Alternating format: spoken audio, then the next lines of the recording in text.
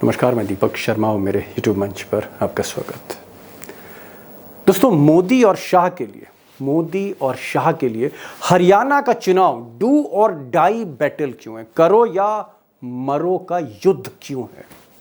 और इसी 8 अक्टूबर को जब चुनाव के नतीजे आ रहे हैं, अगर हरियाणा मोदी जी हार गए, अगर हरियाणा मोदी जी मात खा गए, तो क्या गुजरात लॉबी की उल्टी गिनती शुरू हो जाएगी, काउंटडाउन शुरू हो जाएगा गुजरात लॉबी का।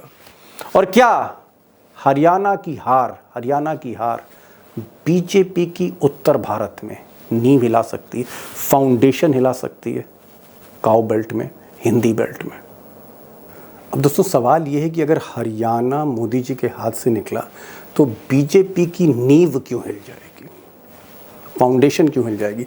मुझे लगता है जो नंबर एक कारण है वो ये है कि उत्तर भारत की जो बेल्ट है, जिसमें हरियाणा है, उत्तर प्रदेश है, उत्तराखंड है, हिमाचल प्रदेश है, राजस्थान भी गिन लीजिए, ये जो बेल्ट है यही सबसे मजबूत गढ़ है मोदी जी का। और मोदी जी 2014 में, 19 में, यहाँ तक कि 2024 में भी इसी बेल्ट की बदौलत तीसरी बार प्रधानमंत्री बने। तो आप कह सकते हैं कि अगर हरियाणा हारते हैं मोदी जी, तो फिर एक शुरुआत होगी, काउंटडाउन बिगिंस जिसे कहते हैं। क्योंकि अगर आप देखें, जम्मू कश्मीर में बीजेपी के जीतने के चांसेस बहुत कम हैं, पंजाब में बीजेपी है नहीं, एकदम ज़ीरो हो चुकी है। अगर आप बात करें हरियाणा की, और हरियाणा हाथ से निकला तो ये स्टेट भी गया, हिमाचल ऑलरेडी बीजेपी के हाथ में नहीं है। और हरियाणा जाने के बाद दिल्ली भी हो सकता है इस बार बीजेपी ना जीत पाए, अभी भी आम आदमी पार्टी के हाथ में है, तो दिल्ली भी बीजेपी का नहीं है। अब बचा उत्तराखंड और उत्तर प्रदेश। 2027 में चुनाव है, उत्तर प्रदेश में हालत बहुत ख़राब है और धामी जी की जो सरकार है उत्तराखंड में, वो भी बस रुक रुक के चल रही है। हरियाणा गया तो आगे चलकर यूपी और उत्तराखंड निकल जाए तो चौंकिएगा मत। इसका मतलब जो उत्तर भारत का जो मजबूत गढ़ है, उसकी शुरुआत हरियाणा से हो सकती है। और यही डर सता रहा है मोदी और शाह को, डू और डाई बैटल। अब दोस्तों, मोदी जी का दुर्भाग्य देखिए, बदकिस्मती देखिए कि जहां वो डू और डाई बैटल, करो या मरो का युद्ध लड़ रहे हैं, उसी हरियाणा से लगातार बार बार बुरी खबरें ही मिल रही हैं बीजेपी को। मिसाल के तौर पर आज जो हरियाणा से सबसे बड़ी खबर, और हो सकता है मोदी जी के लिए बड़ी नागवार हो, रात में नींद ना आए अमित शाह को और मोदी जी को, वो खबर ये है कि अल्टीमेटली आखिरकार जो सबसे बड़ी सुपरस्टार हैं आज की तारीख में, सेलिब्रिटी हैं हरियाणा की बेटी सेलिब्रिटी विनेश फोगट, वो आज कांग्रेस में शामिल हो गई। उन्होंने आज कांग्रेस को ज्वाइन किया। और एक और सुपरस्टार बजरंग पूनिया, उन्होंने भी कांग्रेस ज्वाइन कर लिया। चुनाव का बीड़ा अब इनके हाथ में होगा। और यहाँ पर एक चीज़ मैं कह रहा हूँ कि ये सिर्फ सुपरस्टार नहीं है, विनेश फोगट आप कह सकते हैं बेटी है हरियाणा की। और सबसे बड़ी चीज़, विनेश फोगाट अस्मिता का प्रश्न है, अस्मिता है वो हरियाणा की, ये याद रखने वाली बात है। और इसलिए बीजेपी के खेमे में हलचल है। एक और बात, जितने भी इस वक्त इंटरनल सर्वेज आ रहे हैं, जो भी रिपोर्ट्स आ रही हैं हरियाणा से, ग्राउंड सिचुएशन से, किसी भी सर्वे में, वो चाहे बीजेपी का ही सर्वे क्यों ना, जो मोदी जी ने ही ना कराया हो, उसमें भी बीजेपी पीछे चल रही है। ताज़ा स्थिति अगर आप देखें, एक एवरेज, सारे आपको सर्वेज में दिखा नहीं सकता हूँ, एक एवरेज में बता रहा हूँ। 90 का हाउस है, असेंबली जो हरियाणा की है 90 की है, 90 विधायकों की है। आज की मौजूदा स्थिति में एनडीए 42 पर है, इंडिया के 30 विधायक हैं। और जो रिपोर्ट्स आ रही हैं, अगर आप एवरेज निकालते हैं तो कांग्रेस अभी से, यानी इंडिया 50+ पर खड़ी, सरकार उसकी बन रही है। और विनेश फोगाट के आने के बाद, बजरंग पूनिया के आने के बाद, और अगर कांग्रेस ने अपना टिकट डिस्ट्रीब्यूशन अच्छा रखा और सुरजेवाला, हुड्डा परिवार और शैलजा, ये जो 3 खेमे हैं, अगर ये एक छत के नीचे यूनाइटेडली लड़ें, तो ये 50+ का जो आप आंकड़ा देख रहे हैं, ये 60+ के ऊपर भी जा सकता है। मैं नहीं कह रहा, सर्वेस कह रहे हैं। और कांग्रेस के या इंडिया के इस चैलेंज के सामने अगर आप बीजेपी का खेमा हरियाणा में देखें, तो बगावत ही बगावत है, बगावत का धुआं हर सीट पर, हर कंस्टिट्यूंसी में। और जब से बीजेपी ने पहली लिस्ट आउट की है, आप कह सकते हैं कि हर जगह तलवारें खींची हुई हैं। कई ऐसे वहाँ के नेता हैं बीजेपी के जो इस्तीफ़ा दे चुके हैं, कुछ इस्तीफ़ा देने जा रहे हैं, कुछ कांग्रेस में शामिल होना चाह रहे हैं। जी हाँ, एमएलए, कई बड़े नेता बीजेपी के।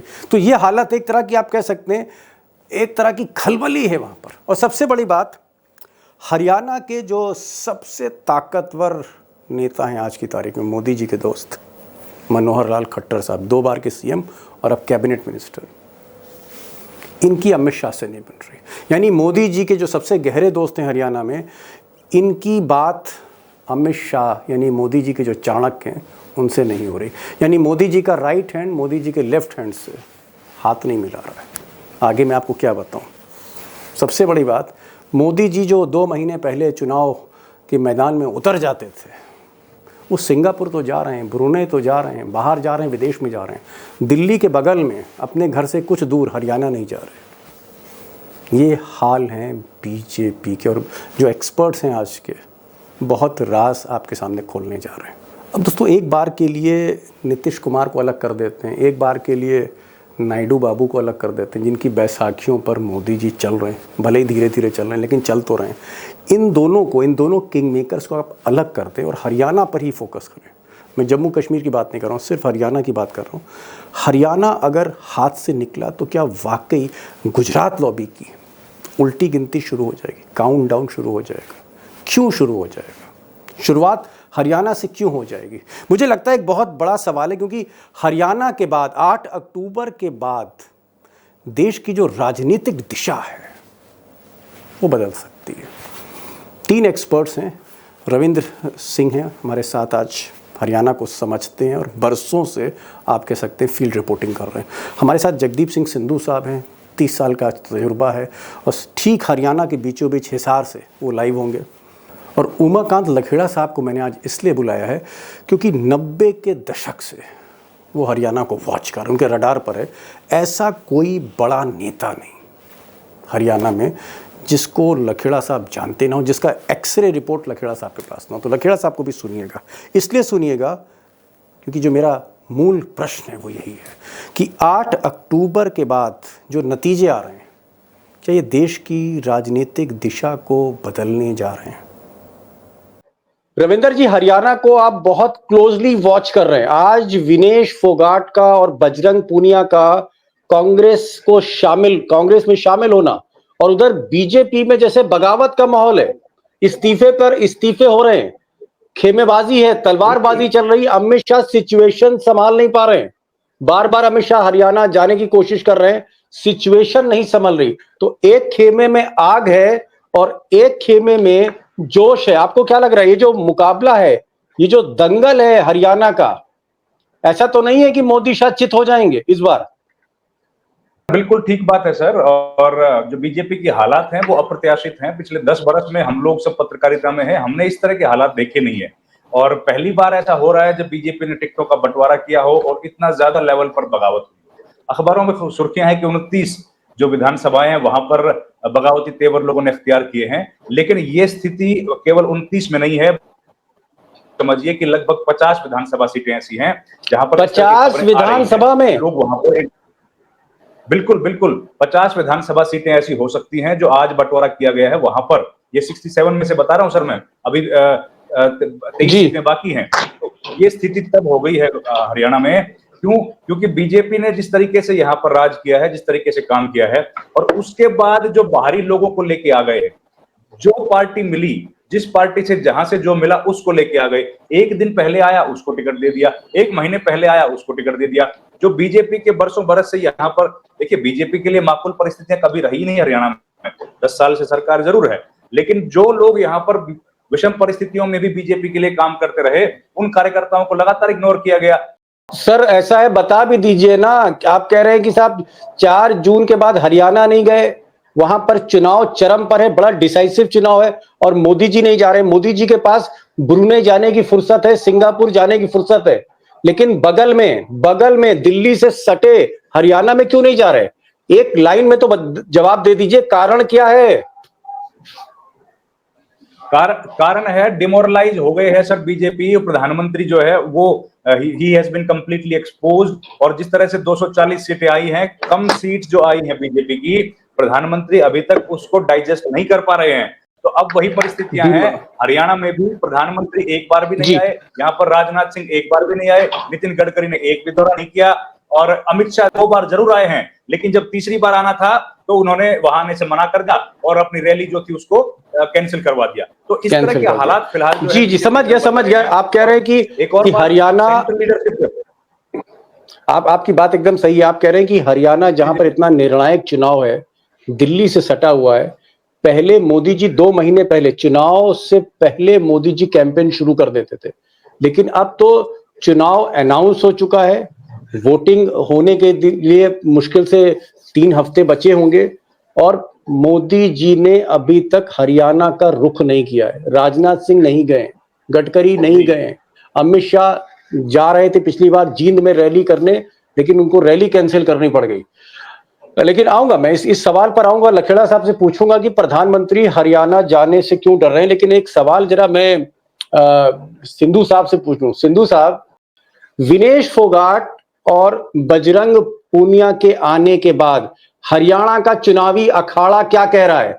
क्या बीजेपी का बैंड बजने जा रहा है, या अमित शाह और मोदी इस बाजी को भी पलट सकते हैं? यानी बजरंग पूनिया और विनेश के आने के बाद भी क्या बाजी पलटी जा सकती है, या बैंड बज गया? ये चारों खाने चित्त होंगे। हैं कौन? भारतीय जनता पार्टी। अब जो पहलवानों के दांव हैं, उस दांव में भारतीय जनता पार्टी के पास कोई काट बची नहीं है। और अब हरियाणा में कोई मास्टर स्ट्रोक, कोई चाणक्य नीति, कुछ भी नहीं चलने का। और भारतीय जनता पार्टी को हरियाणा में निश्चित तौर पे आप देखिएगा, अब के जो पहले कहते थे ना भारतीय जनता पार्टी की अब की बार 75 पार, तो अब की बार 75 ही पार हो सकती है।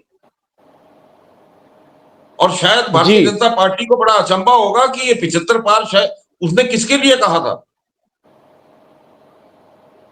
जी, ऐसा हो सकता है। और अब जो स्थितियां हैं, उन स्थितियों में विनेश फोगाट का और बजरंग पूनिया का चुनाव में उतरने के बाद लोगों का, कांग्रेस का जो मनोबल बढ़ेगा, और जो मनोबल भारतीय जनता पार्टी का जिस तरह से पहले टूटा हुआ है, अब बिल्कुल ही धाराशायी।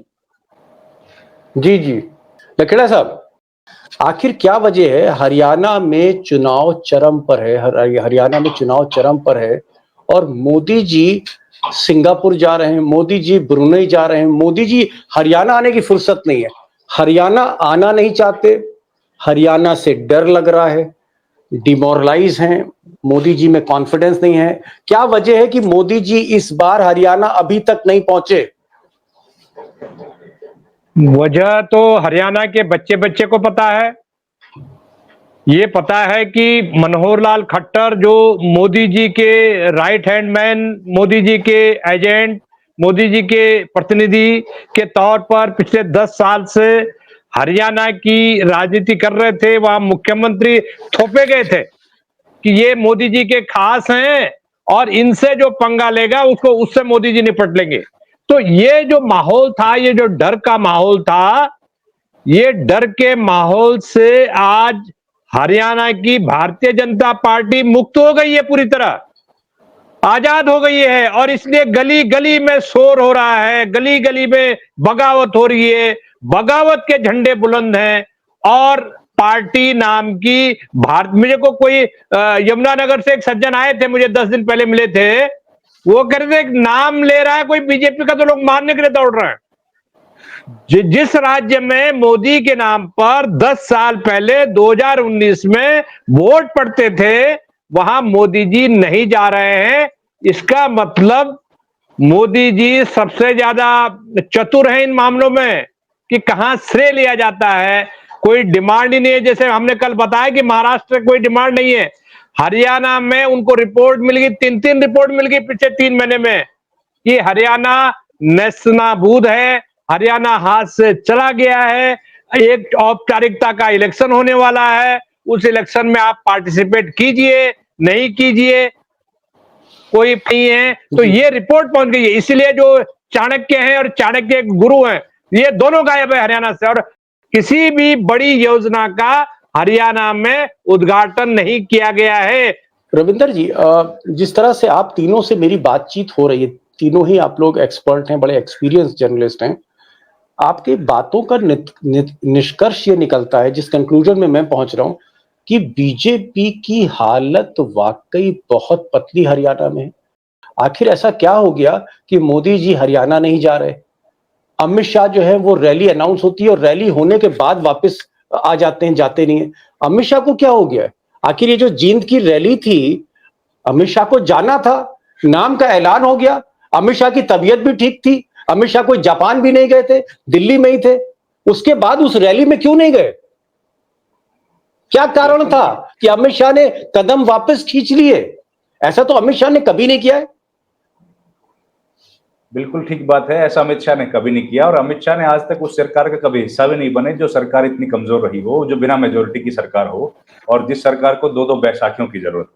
तो अब जो है सर, हरियाणा में अमित शाह 2 दफा आए, वो भी चुनाव की घोषणा से पहले, उसके बाद नहीं आए। रैली जो थी उसमें आए नहीं, और सबसे बड़ा कारण उसका यही माना जा रहा है कि रैली में, क्योंकि अमित शाह के जो मन मुताबिक चीजें होनी थी, कुछ लोगों को वहां पर ज्वाइनिंग करानी थी, अमित शाह चाहते थे कि उनको ज्वाइनिंग ना कराई जाए।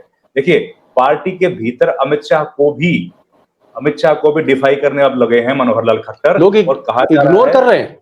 नहीं, ये तो इसका मतलब आप ये कह रहे हैं कि मनोहर लाल खट्टर 2 बार मुख्यमंत्री बने हरियाणा के, मोदी जी के बड़े करीबी दोस्त हैं। मोदी जी ने खुद कहा था कि हम एक ही दरी बिछा के सो जाते थे, एक ही स्कूटर पे हम बैठ के चलते थे, इतनी गाढ़ी दोस्ती। तो मनोहर लाल खट्टर मोदी के आदमी, और मोदी के आदमी से अमित शाह का झगड़ा, ये तो साहब समझ ही नहीं आ रही राजनीति क्या है।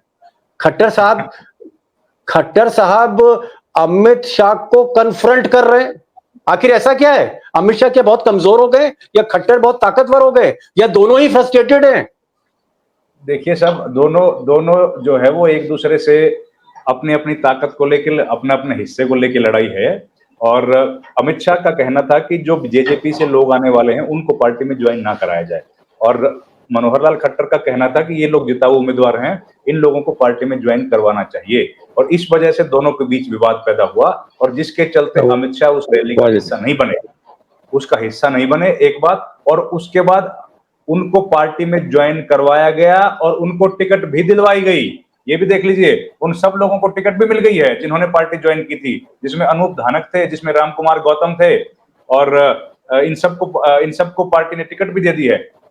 एक बात दीपक जी, जो आपने कहा विनेश फोगाट के बारे में कि इसका कितना असर होगा, देखिए विनेश फोगाट पहलवान है या ओलंपियन है या वर्ल्ड चैंपियन है, ये तो दूसरे लेवल की बातें हैं, दूसरे दर्जे की। सबसे इंपॉर्टेंट बात जो हरियाणा में है वो है कि यहाँ की लड़की है, यहाँ की बेटी है, और वो जो सेंटिमेंट है उस सेंटिमेंट के सामने कुछ नहीं ठहरता। वो सबसे महत्वपूर्ण सेंटिमेंट यहाँ के लोगों का है। सेंटिमेंट बड़ी बात कही आपने, कहा सेंटिमेंट।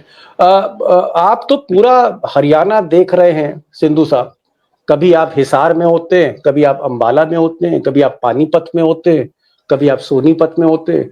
24 घंटे आप चल रहे हैं पिछले 1-1.5 महीने से। मुझे ये बताइए, क्या विनेश फोगाट वाकई हरियाणा में उनसे बड़ा आज की तारीख में कोई सेलिब्रिटी रही है? क्या मोदी से ज्यादा पॉपुलर है, अमित शाह से ज्यादा पॉपुलर है, मुख्यमंत्री नायब सिंह सैनी से ज्यादा पॉपुलर है? क्या पॉपुलैरिटी के सारे चार्ट्स तोड़ दिए हैं इस लड़की ने? मिस्टर सिंधु, जो बहन बेटी है उसको साझा माना जाता है, तो ये मत मानिएगा कि ये एक गांव की बेटी है, सारे हरियाणा की बेटी है, और सारे हरियाणा का समाज इसको अपनी तरह मानता है। तो इसलिए ये उतनी बड़ी एक फिगर हो गई है जो हरियाणा की अस्मिता का प्रतीक है। और आप ये देखिए कि जब इस अस्मिता के प्रतीक के साथ जो शोषण हुआ और जिस प्रकार का अन्याय हुआ, तो ये जो लड़ाई है अब हरियाणा में अन्याय के खिलाफ लड़ाई होने वाली है। मतलब आप ये कह रहे हैं, एक मिनट, आपने बड़ी बात कह दी। आपने कहा कि हरियाणा की किसी बेटी को अगर किसी ने आंख दिखाई, लाठी मारी, घसीटा या शोषण किया, बुरी नजर से देखा, तो फिर एक घर नहीं, हरियाणा के सारे घर की वो बेटी हो जाती। ये कहना चाह रहे हैं आप?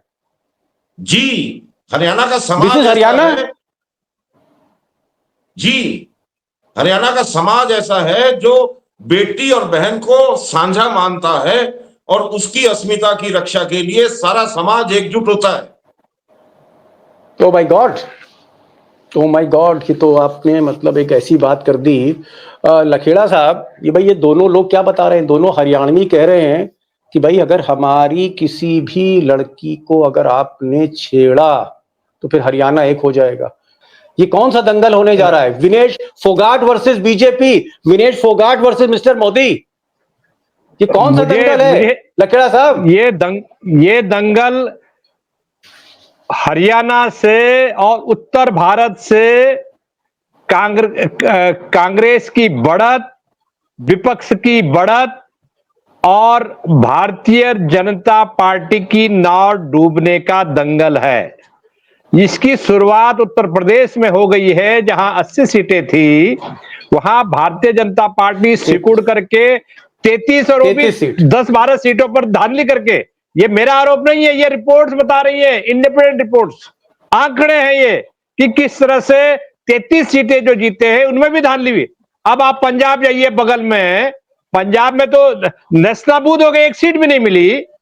हरियाणा में तमाम तरह के साधन झोंक के, जो भी XYZ मैं बताना नहीं चाहता, जो मेरी रिपोर्ट है, मेरे पास कुछ आंकड़े हैं, उसके बाद आप 5 ही सीटें जीत पाए, जबकि 10 थी आपके पास, एक छत्रराज था, इतने लोकप्रिय मुख्यमंत्री थे आपके पास मनोहर लाल खट्टर, जिन्होंने लुटिया डुबा दी बीजेपी के हरियाणा में, और मुझे लग रहा है 10-20 साल के लिए डुबा दी, और इसके लिए एक ही व्यक्ति जिम्मेदार है, वो है नरेंद्र मोदी जी। समझ गया सर। हरियाणा के बाहर के जो हमारे दर्शक देख रहे हैं, मैं उन दोस्तों को बताना चाहूंगा कि लखेड़ा साहब ये कह रहे हैं कि चेहरा खट्टर साहब का था, अलोकप्रिय था, अनपॉपुलर था, रिमोट मोदी जी के हाथ में था, और ये जो स्ट्रेटजी थी कि रिमोट से हरियाणा चलाएंगे मोदी जी, वो स्ट्रेटजी मोदी जी, खट्टर, बीजेपी सबको ले डूबी। जरा मैं अब रुक करूंगा अपने दोस्त रविंदर जी के पास। रविंदर जी, आप तो साहब रिपोर्टर हैं, आप कांग्रेस वालों में भी बैठते हैं, भाजपा वालों में भी बैठते हैं, और बाकी जो लोकदल वाली पार्टी है, देवीलाल के रिश्तेदारों के यहाँ भी आप बैठते हैं, और खापों में भी जाते हैं।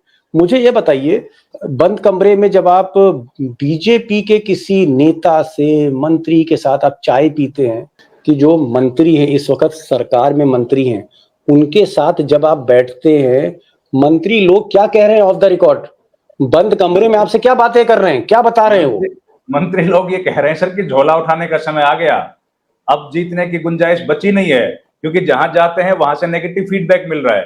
और जिस तरह के जो काम, वही बात कर रहा हूं, जो काम किए हैं, जो पॉलिसीज इंप्लीमेंट की हैं, उन पॉलिसीज इंप्लीमेंटेशन के बाद जब कंप्लेंट्स आती हैं तो उसका रिड्रेसल का कोई साधन नहीं है। 5 साल तक मंत्री जी से जब पूछते रहे कि सर क्या होगा क्या होगा, मंत्री कहता हमारी तो कोई सुनता नहीं भाई, हमारी तो कोई चलती नहीं है। और एमएलए के पास जाओ, वो कहता हमारी तो कोई सुनता नहीं। पूरा जो सेंटर पॉइंट था वो चीफ मिनिस्टर ऑफिस था या सीएम थे। अब चीफ मिनिस्टर के पास जाओ, सीएम मिलते नहीं है। पूरा सिस्टम जो था वो ब्यूरोक्रेसी ने कब से कैप्चर कर रखा था। अब जब उनको वोट मांगने के लिए जाना है तो उन लोगों को उसी जनता के बीच जाना पड़ेगा जिसको बोलते रहे कि भैया 5 साल से हमारे हाथ में कुछ नहीं है। अब जनता उनसे पूछेगी भाई तुम्हारे हाथ में कुछ नहीं है, हमारे हाथ में एक ठप्पा है, वो हम आपको देने वाले नहीं है, वो किसी और को लगा देंगे। ये सिचुएशन है बीजेपी के लीडर्स जो हैं सर, और इसीलिए ये सीटें बदली जा रही हैं ताकि कम से कम गांव में जाके वोट मांगने के लायक तो हो जाएं। नहीं तो हालात ऐसे हैं कि हमने लोकसभा चुनाव में जो देखा था, गांव में भी नहीं घुसने दिया जा रहा था कैंडिडेट्स को।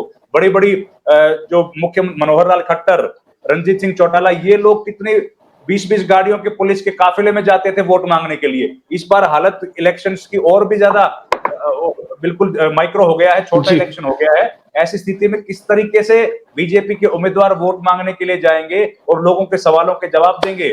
अब मैं आ रहा हूं सीधे अब सिंधु जी के पास। सिंधु साहब, लास्ट क्वेश्चन है, समय भाग रहा है, एक छोटी सी टिप्पणी उसके बाद लखेड़ा साहब से लूंगा।